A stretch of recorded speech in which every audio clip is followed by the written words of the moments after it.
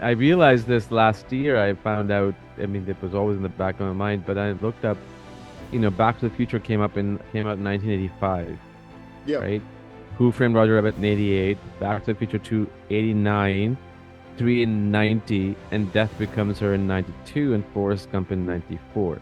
Hmm. In 9 years, he directed six films, Yeah.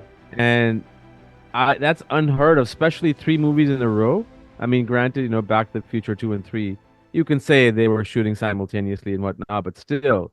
And to have consistent hits one after another, maybe Death Becomes Her didn't really do that well as they expected, but nevertheless, it's just amazing that how But Death Becomes Her he was was able literally to. finding something to do while Tom Hanks lost weight, because they shot the first half of Castaway, and then Tom Hanks went on a crash diet for like 3 months, and they went away and shot Death Becomes Her while he was losing weight. No, no, no. I'm gonna have to correct you. Castaway came out in 2000.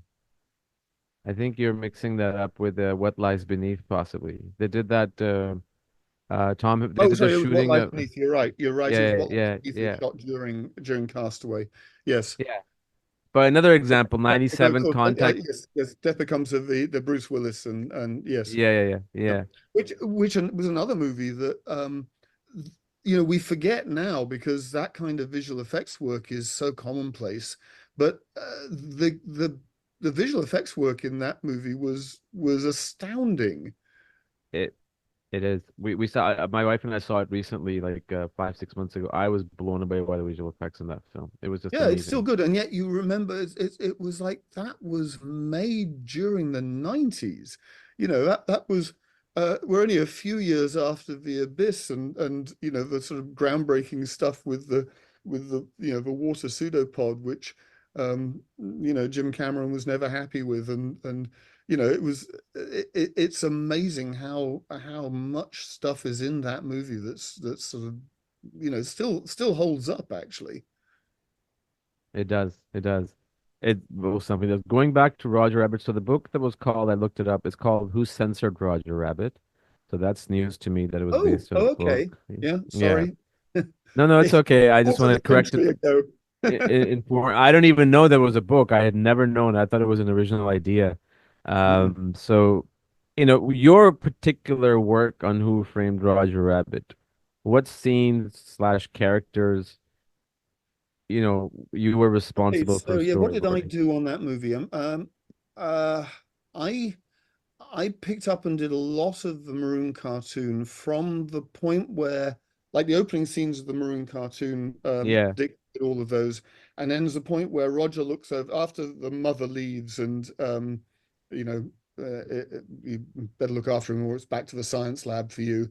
And uh, she goes out the door, and then there's a crash, and Roger looks around, and we slam zoom into the kitchen, and I picked up there with the baby crawling up the cupboards and going across the stove. There were a couple of shots done by other people. I remember Chuck Gamage, for instance, did several of the shots where baby is going across the sink full of washing up and sees the cookies. Um, but I both laid out and animated a lot of the stuff like Roger on the rolling pin getting the kettle stuck on his head and uh, Mm. smashing into the uh, oh, he went into the dishwasher, comes out of the dishwasher, the whole running around the room thing, um, and crashing into the wall, the electrical socket, uh, you know, all of that. I'm just trying to think which way around it was. He goes into the electrical socket, and then you've got the chili bottle goes into the kettle, and that's why he runs around the room. Yeah. Anyway, yeah, I laid out a great deal of that stuff right up until he comes out of the ironing board and all the knives are flying towards him. And that um, I think Phil Niblink picked up from there and did many of the shots after that. But the movie was very much given out on a sort of, we got a couple of shots here, you take this, here, you take that. So there's some stuff in the speakeasy where Roger and Eddie have both got the handcuffs on. So I did, for instance, a shot where can you hold still? And he comes around and holds the box and then has to zip back and put the handcuff back on.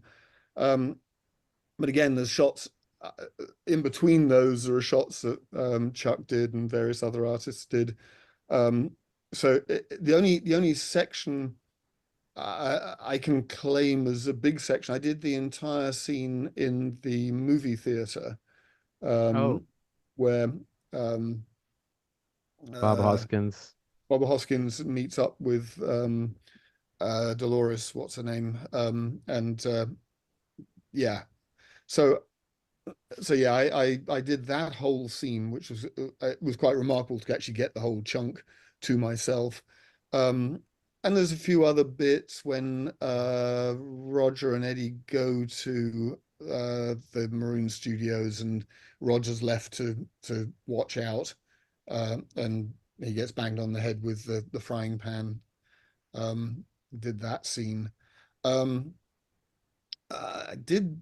I'm just trying to think. I don't think I did anything in the sort of final battle, apart from my. By the end of the movie, I was just like desperate to get stuff finished, and so I ended up actually doing in-betweens for Tom Cito.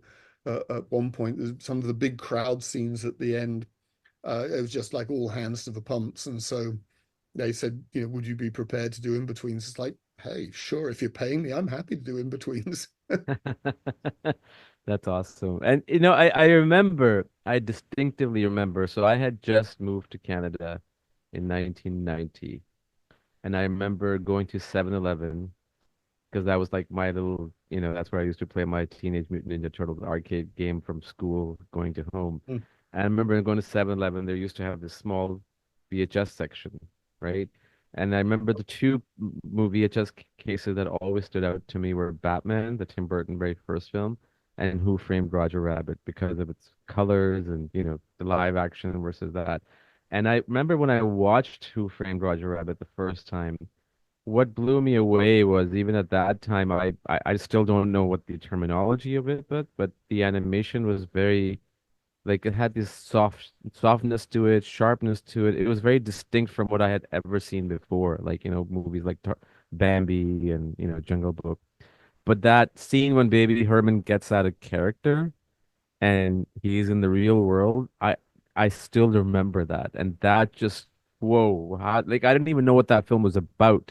I hadn't seen the trailer, and for me to just experience that right at that moment is something I can never forget because it fits in so perfectly throughout the film, the characters, the Yeah. animation, visual effects. It's awesome, and Christopher Lloyd, I think it's probably one of his best roles. I mean, I know he's known as Doc. Extraordinary performance from Christopher Lloyd, who Yeah. I've only met once. Was when I was working on Back to the Future 2, and they had a sort of launch party, and so Buddy and I went up and said hi to Christopher Lloyd, and he was terribly nice, and so hi, and trying to have a conversation with him. He wasn't being unpleasant. He's almost monosyllabic. He's the quietest man ever, and he was very nice, and he didn't want to move away or anything. It wasn't like we were, you know embarrassing or occupying his time. He was just like hanging out, drinking a beer, friendly. But I remember seeing an interview with him and oh God, what was her name who played Clara in Back to the Future 3? Mary Steenburgen was it? Mary Steenburgen, thank you, sorry. Yeah. Yeah. Um, and at one point her saying, will you just let me get a word in edgeways? Because he just wasn't saying anything at all. Famously silent. And then he plays these just enormous characters. He does Doc Brown, or he does something like Judge Doom, or indeed, the character he played on Taxi. It's so radically unlike him as a person. It's very, very odd.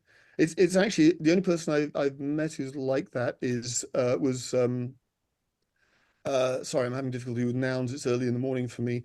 Um, It's okay. uh, Robin Williams? Robin Williams, thank you. Yes, who uh, I visited the set of Hook, and Yeah, he's enormous when he's performing, and the moment he's not performing, it just switches off, and he becomes this really meek, nice guy, but kind of quiet, and you know. If you want to watch the full conversation of this clip, be sure to click here, and don't forget to like, subscribe, and share.